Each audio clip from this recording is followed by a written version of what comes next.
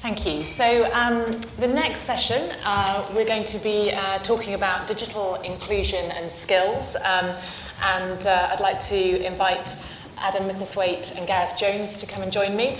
There are many statistics bandied around about the challenges around particularly digital skills. One striking one at the moment is that 17 million people in the UK lack the necessary digital skills for life and work, which is an absolutely extraordinary number. Clearly we know from the conversation earlier with Adrian that there is a huge challenge around connectivity, but equally, once connected, do citizens have the necessary skills to actually get the most out of being online? And of course, we need to ask some key questions as well about what we mean by digital skills. Obviously there's the hard skills, but also what you might term the softer skills. So those key skills around things like critical thinking, increasingly you hear people talk rather than about digital skills, but much more about digital intelligence. I'm going to be joined now by these two key contributors, so thank you very much for coming up. I think we're going to hear initially from Gareth Jones. He's a trustee at the Scouts, and then we will have time for questions at the end. So my name's Gareth, and I'm a trustee for the Scouts, and I have a particular interest in the digital work that we do, and working a lot with our digital team and that. And obviously being 22, I think this puts me in a pretty good position to kind of understand what we're doing. So outside of my volunteer work, I'm a design engineering student at Imperial College London, where I'm completing my Masters. But having said that, I don't come from a purely academic background. I spent 6 months this year working as an interaction designer at a design consultancy called ELSE. But that's a bit about my background. But now what I'd really like to do is get into and share with you the truly fantastic work that the Scouts are doing across the UK to educate, empower and include young people and adults in the digital age. But more than that, across this talk and across the day, I would encourage you to ponder on this one point, and that is the importance of non-formal education in relation to the digital world. So we live in a world where being digitally minded, even digital first, is key, where life happens on the internet and where being a digital citizen is just as important as being a traditional one. Active citizenship is something we have always encouraged, giving young people the opportunity to get involved in their local communities and make a bigger difference. But in the digital world we have today, what can we as Scouts, and indeed as communities, do to help create a culture of good digital citizenship? For us, we see citizenship and digital citizenship as going hand in hand in the digital world. Popular terminology such as IRL, or in real life, SMH, representing shaking my head, or indeed the classic LOL, representing laugh out loud. These terms are used, which blurs the definition between the digital and the real world. So what are we doing about it? How can we educate young people in this space? Well, as Scouts, we believe in preparing young people with skills for life through a fun, adventurous and challenging programme. The Digital Citizenship Programme does just that. But as a movement, we continue to update our programmes, keeping them relevant, focused and engaging for young people. Currently, our programme focuses on the development of technical skills and digital concepts, which can support young people's understanding and use of digital tools. These range across 4 challenge badges and challenge experiences, which range in difficulty, building upon prior experience, thus giving young people the opportunity to continue to develop their skills throughout their time in Scouts.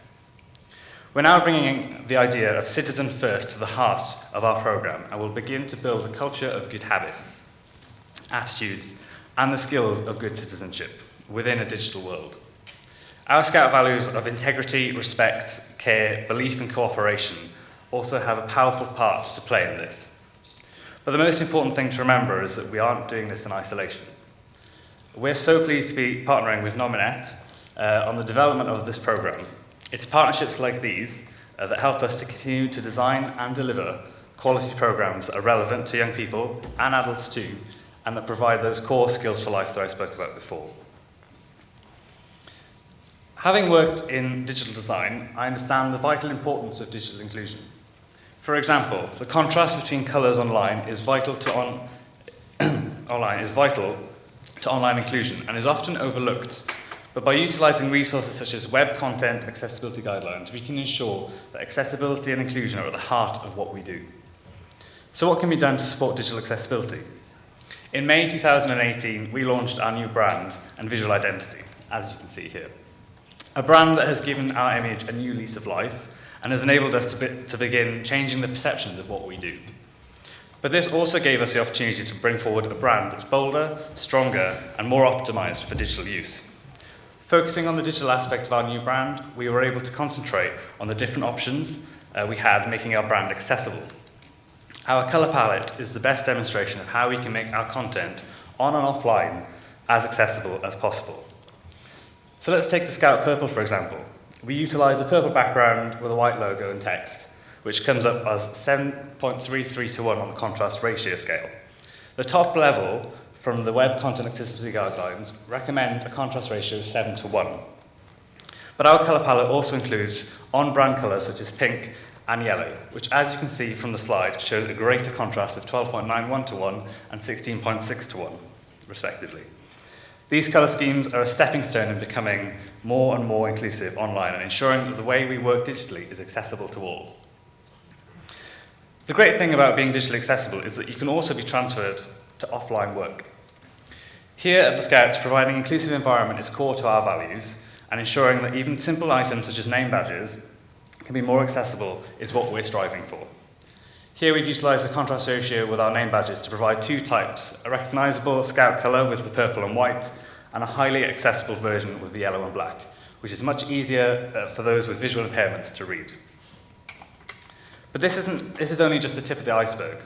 I've spoken to you about some of the things Scouts are doing around education in the digital era and about how we can be accessible to all online. There is so much more to be done. There are communities across the UK who struggle to access the online world and a growing elderly population who are becoming more and more isolated from the real world because we've not been inclusive. As Scouts, we believe that this can be addressed through social action and projects such as our A Million Hands campaign, which aims to extend our reach into the local community and support more and more of those young people and adults who need it the most. I suppose then my final question for you is the same as the point I made right at the beginning. Does non-formal education have a role to play in the digital world we live in? And I'll leave that one with you to decide. Thank you.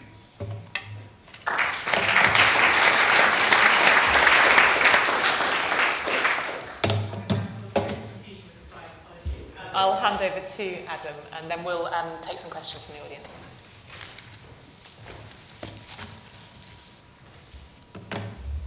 Hello, everybody.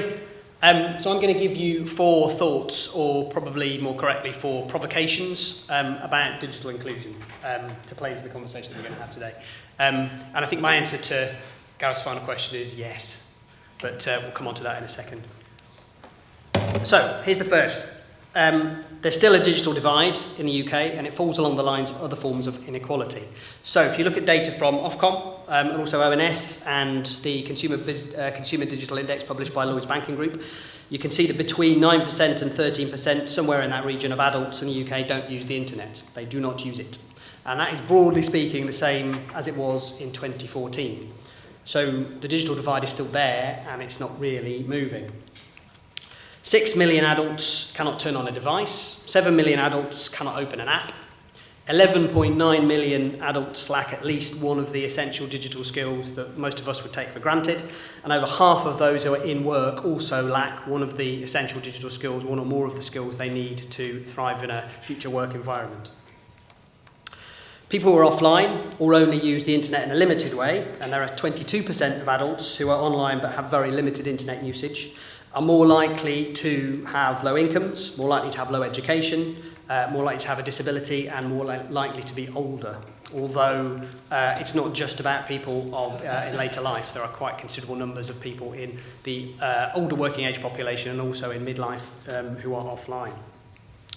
So overwhelmingly, digital exclusion affects the most vulnerable in society. And of course, I almost don't need to say it, but it's a compounding inequality. So being digitally excluded makes it less likely that you're going to be able to find the opportunities to improve your lives in the way that you need to. digital exclusion in this sense reinforces and entrenches social exclusion. A good example of this is that the average household can be over £700 better off if they're online compared to if they're offline. That's figures from Lloyds again. So as well as it being a big problem now, obviously, we're not really addressing this fast enough. So in 2018, Good Things Foundation commissioned CEBR to produce an analysis of future trends in digital inclusion. And that report estimated that by 2028, so 10 years on from where we were last year, there would still be 6.9 million people that lacked at least one essential digital skill, unless we do more now to accelerate progress in helping people to cross the digital divide. Meanwhile, digital continues to transform the world, as we're hearing about today.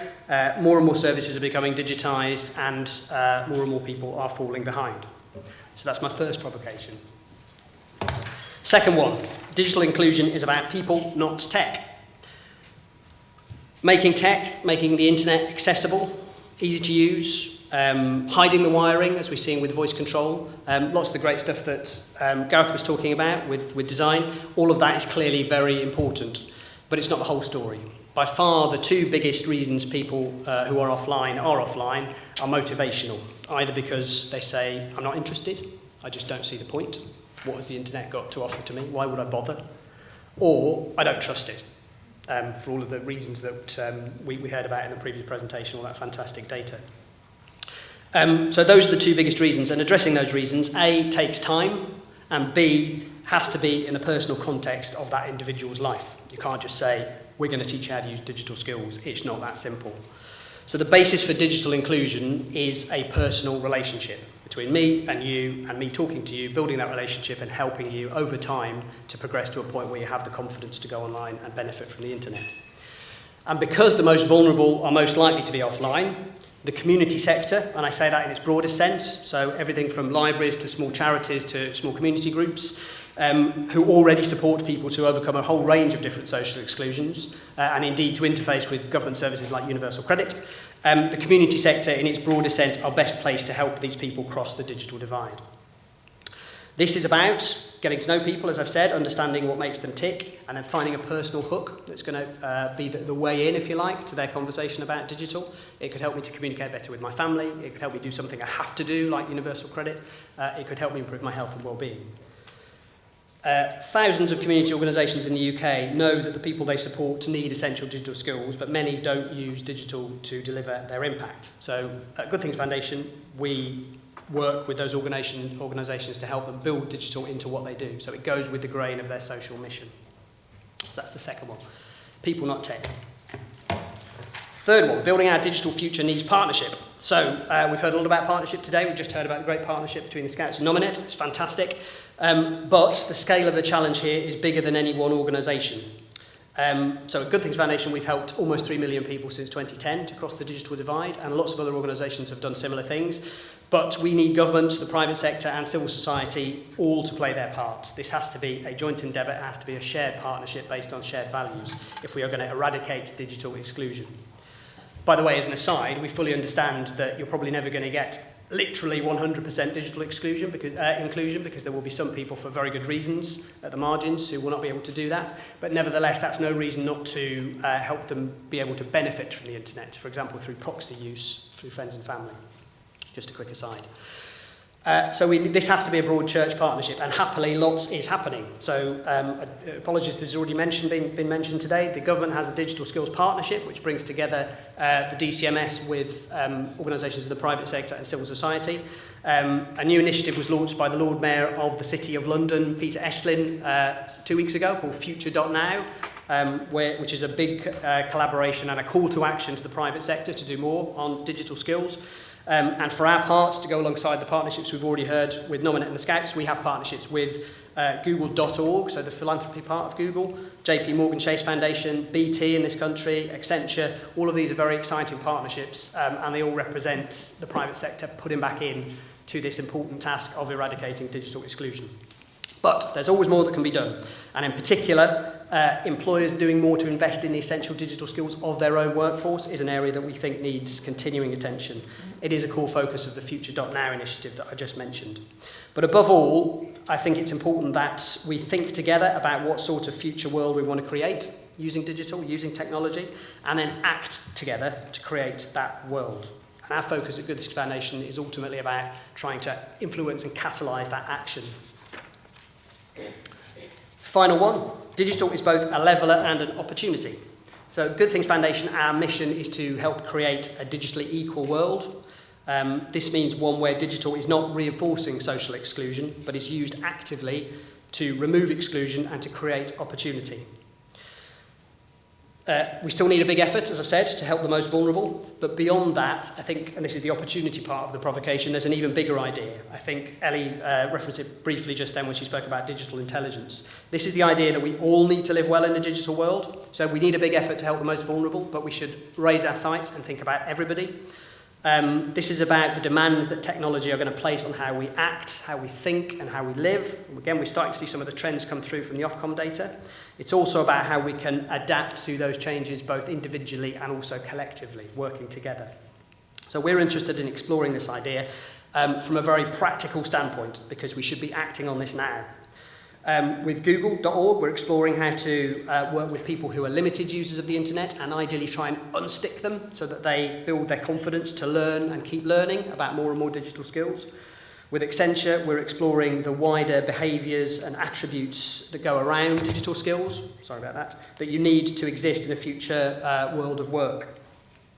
We're also interested, beyond that, in the idea of a coordinated and concerted programme of public learning for a digital world. What might that kind of public education drive look like? Who might deliver it? I think, to the previous point, civil society would play a key role.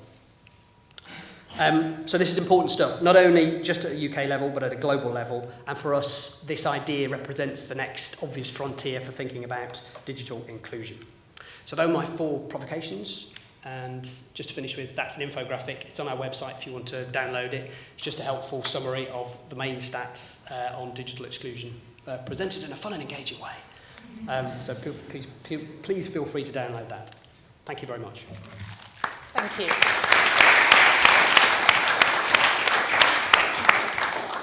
So, thank you both very much.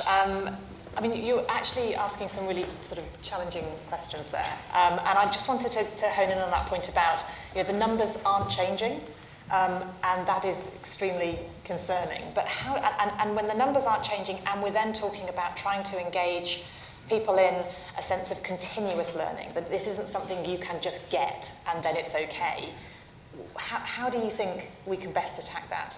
And what role do you see? You talked a bit about the role of government versus private sector, but what role do you see for the different players in that? Can you hear me? Okay. Yep. So the first point to make, I think the obvious point is that the more you do, the harder it gets, because you're getting into more people who are going to be harder to shift. But I think the key point is about investing in people as well as tech. So going back to that previous point, we saw a great new commitment from the government the other week to invest more in broadband. So 5 billion, which is great, a huge amount of money, to continue to bring broadband to everybody that needs it. But the immediate challenge is, well, yes, you can invest in the pipes in the ground and the wires in the ground, but you also need to invest in the people that can help people to benefit from that new technology, so that you are truly creating a digital world for everybody. So I think alongside the continuing investment in tech and the continuing improvements in tech, we need more investment. So something like 2-3% of that 5 billion will make a big dent in digital exclusion. So it's not a lot that needs to be invested.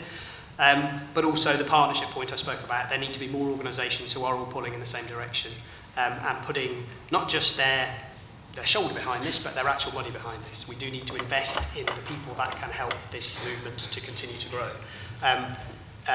The answer, if there is one, to helping the people who are going to take the most work and the most time and the most behaviour change, I suppose, to get to the point where they can behave with, interact with technology in the way that we do, is a people answer. It's about really creating that link between them and the people that they trust in local communities, and keeping it there.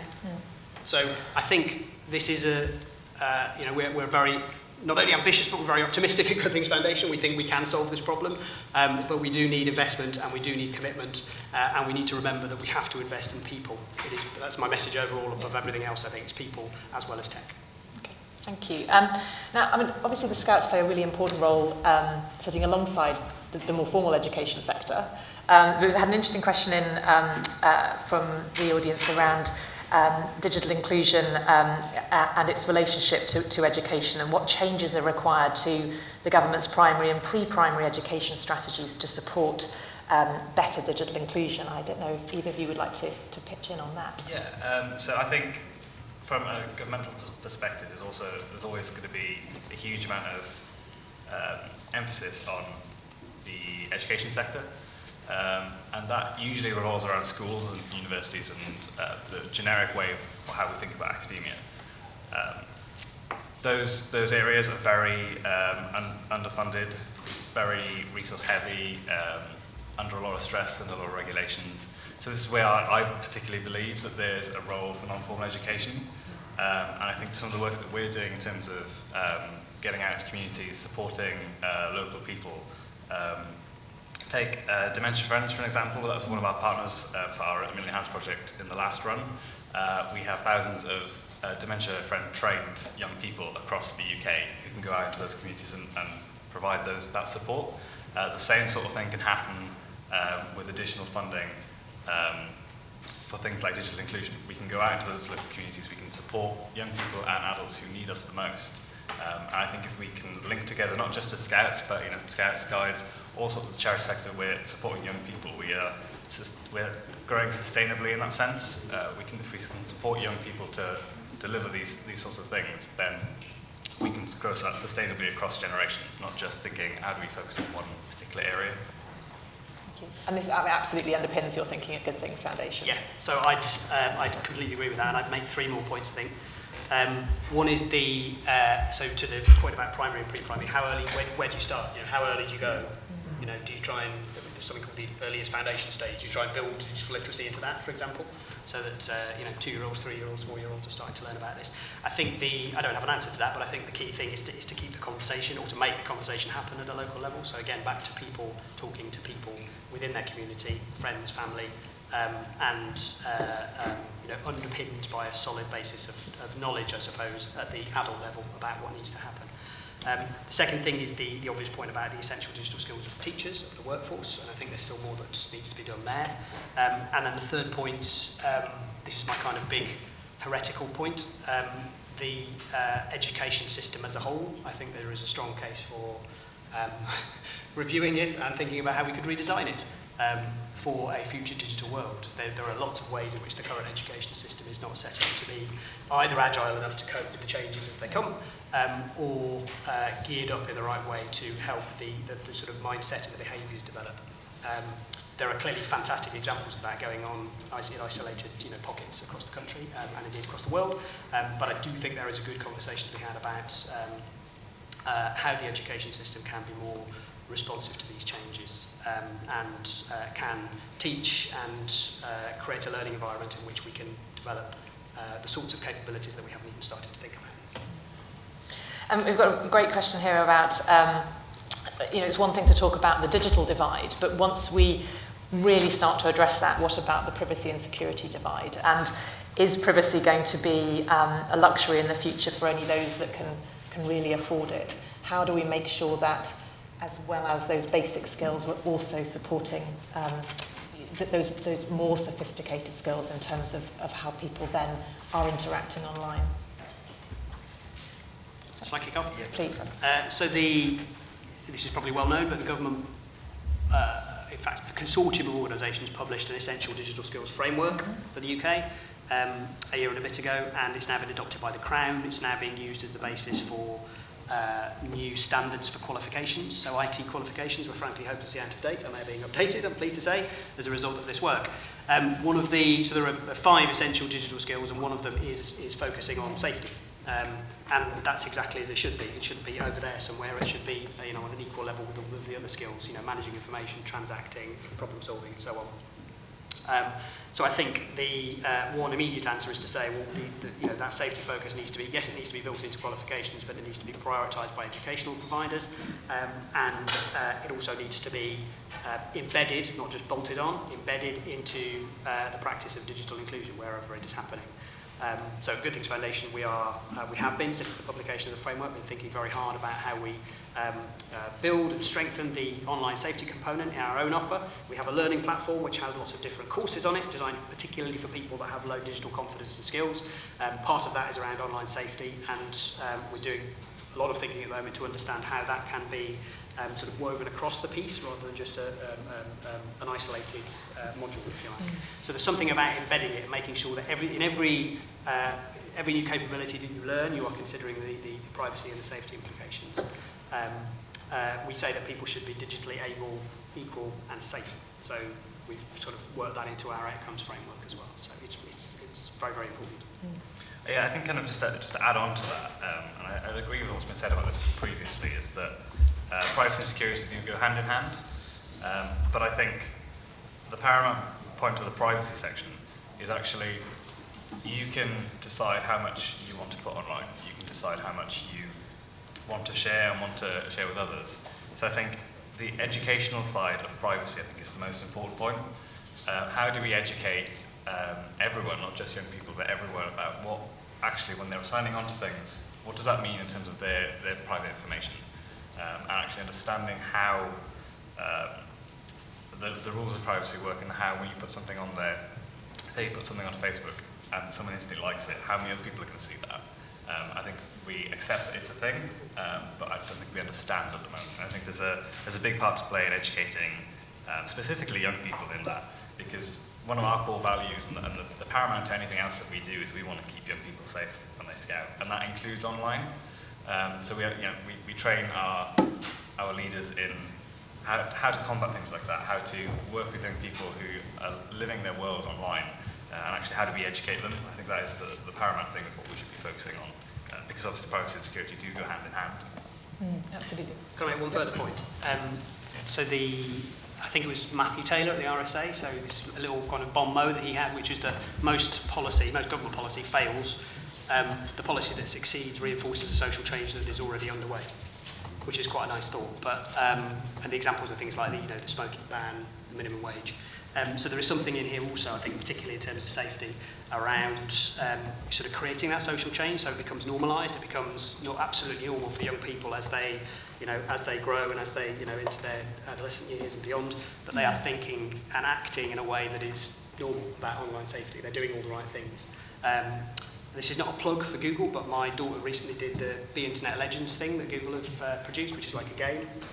And I really noticed that she was starting to think and act and speak differently after doing this. It only took about an hour and a half to go through it, so it was a series of different games that teach you different things about online safety.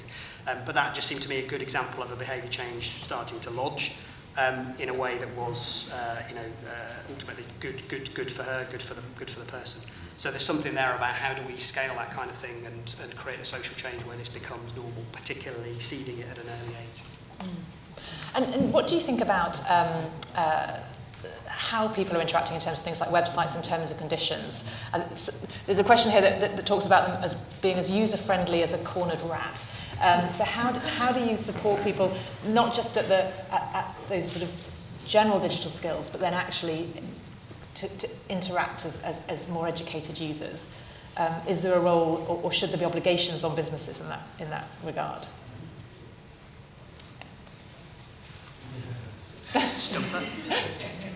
Probably not. I think the onus here probably rests with the individual.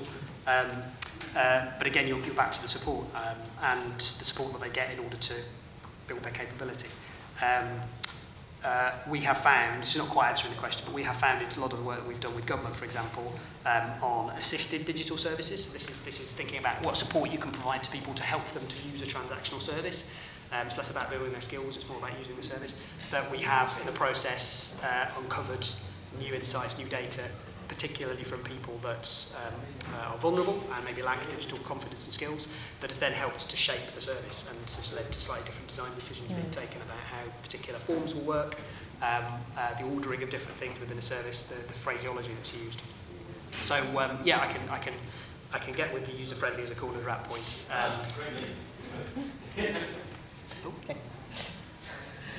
I would completely agree with you. I think the onus is on the individual, because obviously you are, as a person, subscribing to whatever it is you're subscribing to. And I think kind of the whole part of this conversation is that education is key. And clearly, I think from this discussion, I don't think we're doing it right. There's a lot more we could be doing. But in terms of interactive, I think that's an interesting space where innovation hasn't reached yet. I think we could be a lot more engaging in the way that we explain terms and conditions, and engaging in the way that we explain actually what it is you're signing up to. Be that video graphic, be that infographic, or any kind of setup like that. I think that would draw people's attention more to understanding what it is they're doing and they're signing up to. I think that everyone's got a part to play in that. Fantastic, thank you. And thank you very much for the questions from the audience. We'll wrap that up now, thank you.